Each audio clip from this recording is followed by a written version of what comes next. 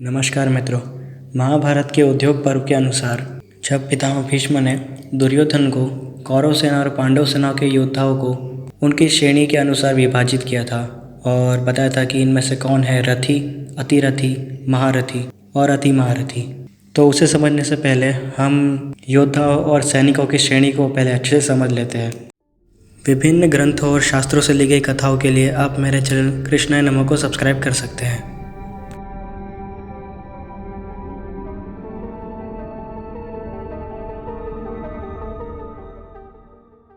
तो सबसे पहले आता है पैदल सैनिक, उसके ऊपर आता है अश्वारोही। एक अश्वारोही एक साथ 12 पैदल सैनिकों के साथ युद्ध कर सकता है। उसके बाद आता है गजारोही। एक गजारोही एक साथ 12 अश्वारोही सैनिकों के साथ युद्ध कर सकता है। एक गजारोही चाहे तो कितने ही रथों की धज्जियां उड़ा सकता है युद्ध स्थल में। फिर सैनिक के ऊपर आता है योद्धा। योद्धाओं की श्रेणी में सबसे प्रथम है अर्धरथी। ऐसा योद्धा जो रथ पे सवार होता है। एक अर्धरथी योद्धा एक साथ 2500 पैदल योद्धाओं का सामना कर सकता है और एक उच्च कोटि के गजारोही सैनिक से। रथी योद्धा ऐसा योद्धा जो रथ पे सवार होता है और कुछ विशेष अस्त्र शस्त्रों का ज्ञान रखता है। ऐसे योद्धाओं को व्यूह का रचना करना और भेदन करना इसका अधिक ज्ञान नहीं होता, परंतु एक रथी योद्धा एक साथ 5000 पैदल योद्धाओं से अकेले ही युद्ध कर सकता है और 12 अर्धरथी योद्धाओं से टक्कर ले सकता है। अतिरथी योद्धा ऐसा योद्धा जो रथ पे सवार होता है और उसे अनेक अस्त्रों का ज्ञान होता है और उसे व्यूह की रचना और भेदन करने का भी ज़्यादा ज्ञान होता है। साथ साथ युद्ध की अनेक कलाएं जानता है और पिछले कुछ योद्धाओं की मैंने श्रेणी बताई उनसे श्रेष्ठ होता है। तो एक अतिरथी योद्धा एक साथ 60,000 पैदल योद्धाओं का सामना कर सकता है और 12 रथी योद्धाओं से टक्कर ले सकता है। महारथी योद्धा ये श्रेणी सबसे उच्च कोटि की मानी जाती है।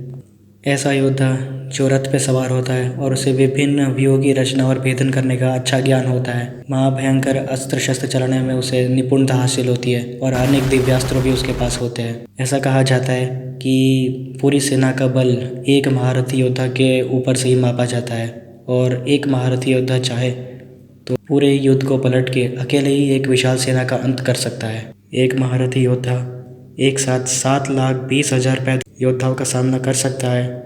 साथ ही साथ 12 अतिरथी और 144 रथी योद्धाओं से युद्ध कर सकता है। अति महारथी योद्धा पितामह भीष्म दुर्योधन को कहते हैं कि अति महारथी योद्धा इस काल में केवल 2 ही है। एक है मेरे गुरु भार्गव परशुराम जी और दूसरे हैं जिन्होंने इस युद्ध में शस्त्र ना उठाने की प्रतिज्ञा ली है, अर्थात पूर्ण पुरुषोत्तम भगवान श्री कृष्ण। ये श्रेणी महारथी से भी ऊपर की मानी जाती है। एक अति महारथी योद्धा एक साथ 12 महारथी से युद्ध कर सकता है और कुल मिला के 86,40,000 पैदल योद्धाओं का सामना अकेले ही कर सकता है। और आखिर में सबसे उत्तम श्रेणी आती है महामहारथी योद्धा। चाहे त्रेता युग का संधि काल हो या द्वापर युग का संधि काल हो, ऐसा कोई भी योद्धा नहीं है जो इस श्रेणी तक पहुंच पाया हो। संधि काल अर्थात एक युग का अंत और दूसरे नव युग की प्रारंभ।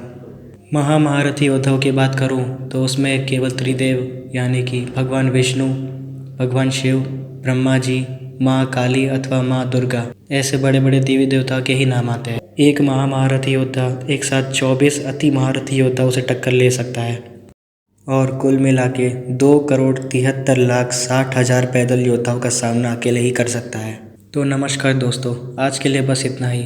अगले भाग में हम जानेंगे कि पितामह भीष्म ने दुर्योधन को विस्तार पूर्वक बताया कि कौन सा योद्धा किस श्रेणी में आता है। तो इस वीडियो सीरीज़ में भी 3 भाग होंगे। हरे कृष्णा। इसी तरह के धार्मिक कथाओं के लिए मेरे चैनल कृष्णाय नमः को सब्सक्राइब करें और मेरी सेना में शामिल हो जाएं। हरे कृष्णा।